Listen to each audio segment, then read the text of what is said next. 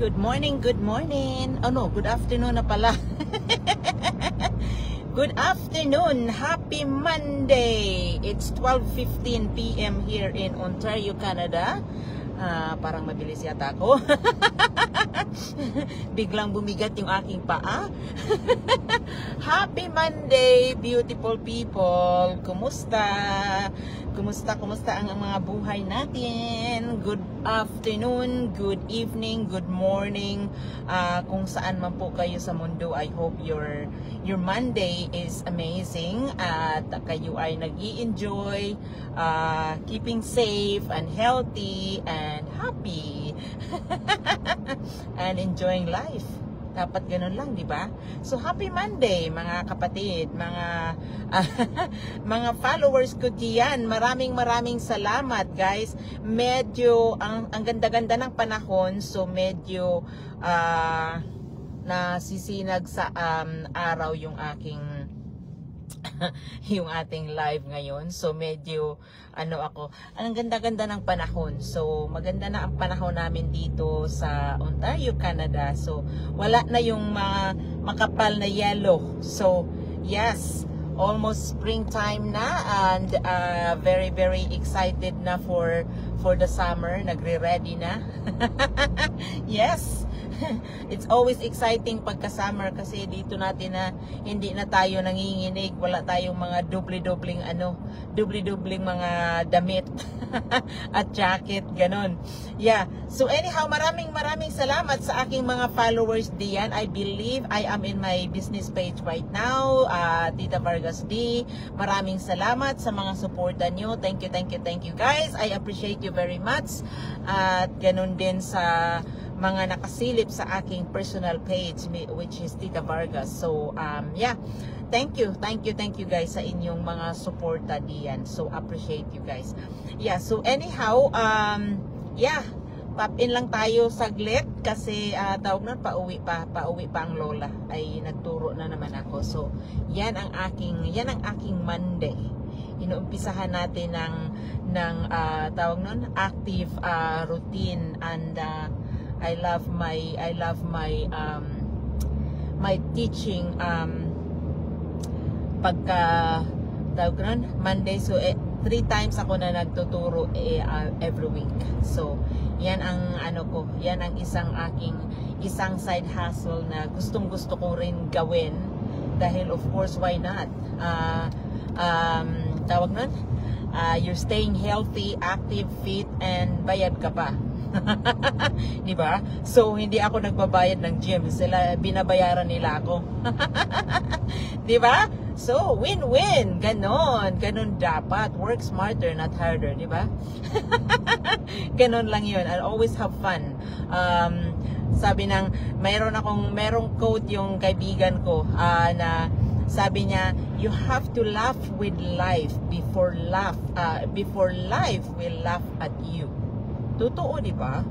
Totoo. Dapat na mag-enjoy tayo sa buhay. Dapat ini-enjoy natin ang buhay natin habang nandito tayo sa mundo. Kasi hindi tayo permanent. Di ba? At kung ano yung meron tayo, dapat i-enjoy din natin yon, because again, walang permanente sa buhay. Ano ang permanente sa buhay? Ang problema. So, wag dibdibin ang problema.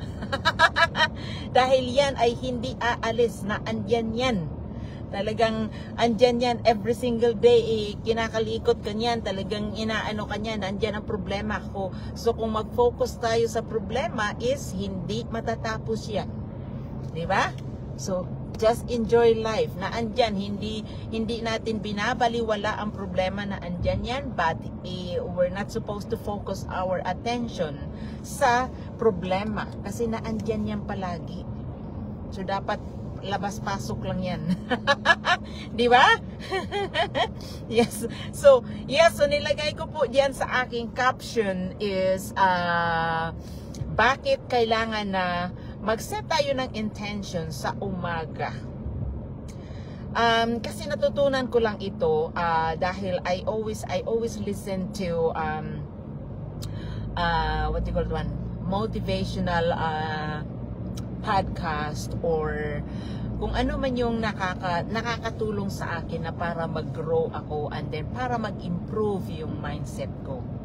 So, natututunan ko ito. So, it's always because it's true anyway. It's true anyway dahil in the morning, clear yung utak natin. Clear yung utak natin na pagising pa lang natin, 'di ba? Clear yung utak natin. So dapat umaga yan pa lang, pagising pa lang natin is nagpapasalamat na tayo. Thank you sa aking mga viewers diyan. Dapat nagpapasalamat na tayo na ginising tayo ng Panginoon, 'di ba? Start our day with gratitude. Dapat ganun. At saka kung ano yung gusto nyong gawin on the day. At talagang parang nasa utak kasi natin yan eh. Kung ano yung iniisip natin is most probably iyon ang mangyayari in a day sa ating araw. 'Di ba? So kung gigising tayo is bugnutin na tayo at talaga tawag nun, bad trip ka na, is ang buong araw mo is magiging bad trip yan. Diba? Thank you sa aking mga viewers diyan. Okay? And so, kasi talagang pinapractice ko na yan. Pinapractice ko na. Because ano yun nyo, tawag doon, i-watch nyo ang sarili nyo. Pagka kayo ay bad trip, diba? Diba magsunod-sunod yan, magpapatong-patong yan.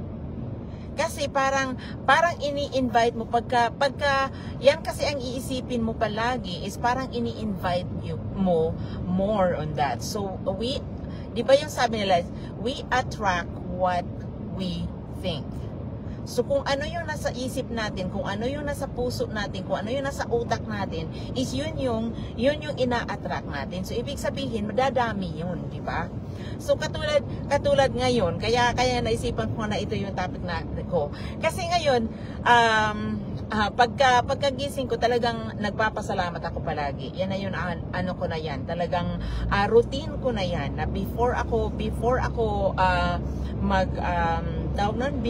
mag-jump out sa bed ko is nagpapasalamat ako. Thank you Lord for another day. Thank you for another gift of life. Thank you for my health. Thank you for my family. Yan ang sinasabi ko palagi. Nagta-thank you ako.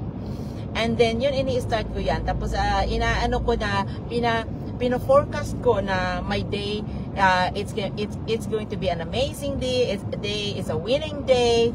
Ganon ang iniisip ko. So yan ang nilalagay ko sa utak ko. I know na hindi perfect palagi, 'di ba? Hindi perfect because as I mentioned earlier is ang problema na andyan yan palagi. 'Di ba?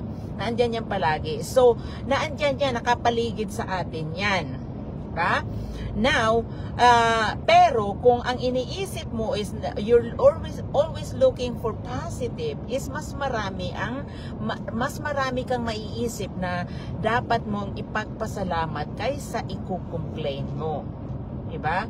So, yeah. So, katulad this morning, sabi ko, Lord, today is gonna be an amazing day. It's gonna be a winning day. Ganun ang sinasabi ko. And guess what? Nagpunta ako sa, punta ako sa Timis, before sa aking class. So, I dropped by at Tim Hortons. Nag-ano ako, kasi meron silang roll up, di ba? See? So, yun, ang aking nakuha na cup is, I'm a winner. O, diba? So, I won coffee. I won another coffee. So, my next trip to Timis would be a free coffee. Oh, so diba, that's a blessings already. So, diba, ibig sabihin, maliit na blessings yan, dapat ipagpasalamat natin. Diba? Kay maliit yan, dapat na ini-invite natin more na magkaroon tayo ng blessings. Kasi kung magpapatong-patong yung maliit na blessings na yan in a day, super dami mo ng blessings, di ba? Thank you sa aking mga viewers diyan. Maraming salamat guys. Thank you for tuning in. And yeah, so magpatong-patong yan, di ba? So yes, yan, I got a winning I won coffee. See? Kung isipin mo is maliit lang yan, maliit na bagay lang yan. Pero that is just one, di ba? Hindi pa tapos ang araw, pangalahati pa lang. So I went to my class, and then ang babait ng aking mga participants. O diba? So that is a winning for me. For me, I always think na a winning situation ko na yan. Diba? And then, of course, like, napatawa ako, na tawag doon, ang saya-saya ng ano namin, ng session namin. So which is good. It, like, you know, it boosts my day na para mas maganda lalo ang araw ko, di ba? So yan yun, parang kini-create natin yan sa utak natin, like, you know, at the time na gigising tayo. Kasi kung hindi natin gagawin yun intentionally, dapat maging intentional talaga tayo. Kasi kung pabayaan lang natin na okay, bahala na si Kulas sa aking araw. O guess what? Puro mga, kasi napakadali, walang effort kasi pagka ang negative ang papasok sa ating, walang effort yan. Ang bilis yan, na andyan yan palagi, na andyan yan. So, depende sa atin. Kung nakaset kasi ang utak natin na winning tayo, na maganda ang araw natin, tawag nun, hindi tayo madaling madismaya. Hindi tayo madaling madismaya sa mga kung ano ang nangyayari sa paligid natin. So, ibig sabihin na kahit may mga negatibong tao dyan na tawag nun, na parang talagang anuhin ka, talagang ida-down ka or ipaparinig sa iyo kung ano yung parang tawag nun, ipupul ka to the negative. Hindi ka madaling matumpa dahil naiset mo na yung araw mo na andyan na, nakaset na sa utak mo, nakaset na yan sa puso mo. So ibig sabihin, ma-distract ka man sandali, pero mabilis kang makabawi. Kasi naiset mo na yung araw mo Naiset mo na sa utak mo na today I'm gonna be happy, it's gonna be an amazing day, today I'm gonna be a winner, today is gonna be full of amazing news. Yun. Yun. So kasi kahit for me, because of the business na ginagawa ko, which is online business, so naandyan yan sa cellphone ko. But every single day, ginagawa ko ng habit yan na hindi ko unang tinitingnan ang cellphone ko. Nagpe-pray muna ako before ang aking cellphone. And then, before I open my phone, nasa kamay ko na yan. Nagpapasalamat ako, Lord, thank you for all the good news that I'm gonna receive today. Yun ang sinasabi ko sa sarili ko. And guess what? Like, you know, like, kahit na yung unang tawag nun na, kahit na yung unang message na makuha mo is hindi favorable sa iyo, it's because na-set mo na ang utak mo na maging masaya ka today, na-set mo na yan. So, yan, minsan ang sinasabi ko na lang na pagka ang unang nakita ko is hindi maganda yung message sa akin, ang sinasabi ko na lang, Lord, thank you for, like, you know, for this, for giving me more room for the nice things that you have in store for me today. Ganon ang ginagawa ko. Because naandyan yan, hindi perfect talaga. Hindi perfect kahit nag-pray ka na, kahit yung intention mo for the day is maganda, kahit na set mo na yan, is hindi maging perfecto ang sarili, ang araw mo. Yeah, I would love to say na talagang maging perfect ka, maging perfecto ang araw mo, pero hindi. Kasi hindi ano yan, hindi realistic kung sasabihin natin yan, di ba? So, yeah, so that's life. Talagang walang permanente pa. Pero kung ano man yung dagok na dadating sa atin, isipin na lang natin na hindi permanente yan. Ganun yun, parang ano lang. So, yeah, so gusto ko lang na ano sa inyo, talagang parang gusto ko lang na ma-inspire kayo kung ano yung ginagawa ko. Inaano ko lang sa inyo, talagang sinishare ko lang sa inyo kasi yun ang ginagawa ko. Lately talagang, so again, kaya nasi-shape lalo yung mindset ko because of the business na ginagawa ko, which is my online business. And then parang lahat ng kaya hindi lang isang aspeto ang ini-improve namin dito. Hindi lang kami naandito sa business to improve our financial situation. So maraming aspect sa buhay namin ang nababago dahil po sa negosyo na ginagawa namin sa online business. So which is really awesome. So talagang grateful ako na ginagawa ko yun. Ay siguro yung iba sasabihin na okay, ayan na naman, online business na naman. You know guys, pagka ganyan kasi ang ganun kasi ang tawag nun, ang utak natin, pag nakakita tayo ng opportunity, tapos pray tayo ng pray na mabago ang sitwasyon natin, pray tayo ng pray na sana ma-promote tayo kung may trabaho tayo na ganun, na sana lumaki ang sahod natin, yet pagka nakakita tayo ng oportunidad, tinatanggihan natin. Diba? So, binablock natin, parang sinasarado natin yung utak natin. So dapat maging open-minded tayo kasi napakalawak ng posibilidad na open sa atin every single day kung tayo ay open-minded. Diba? Ganun lang yun. Yeah. So anyhow, I hope na inspire kayo doon. Talagang tawag nun, ganun lang talaga ako. At saka today talagang ang aking winning. Ayan, hindi ko pa nagamit. Yan ang aking coffee, ang aking free coffee. Maliit lang yan, di ba?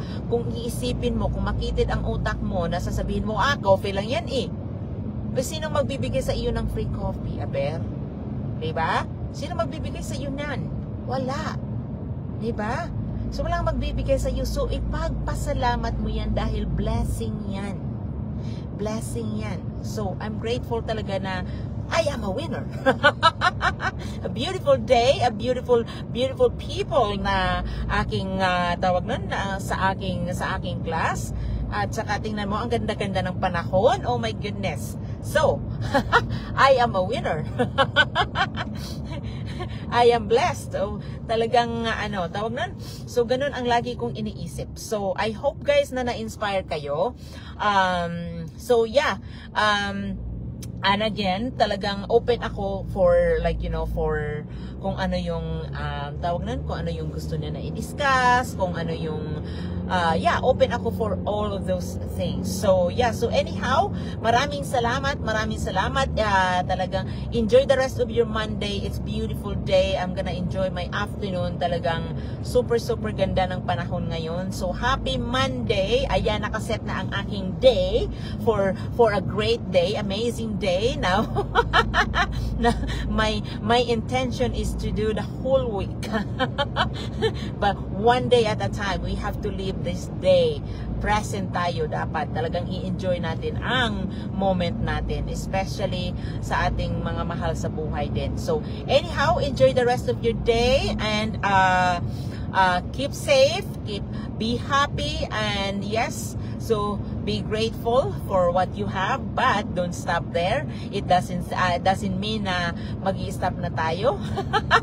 But anyhow, thank you sa aking mga viewers diyan. Maraming salamat sa mga hearts at sa mga thumbs up diyan sa manonood ng replay. I hope guys na ma-inspire kayo sa aking mga sinasabi. Yes, so keep setting your intention for great day and for great week and for win. Thank you sa aking mga viewers diyan. Maraming salamat. Nandito na ako sa dead spot na uli na mawawala siguro tayo. But anyhow, maraming salamat. I hope na inspire kayo doon sa aking maiksing live today. But anyhow, enjoy the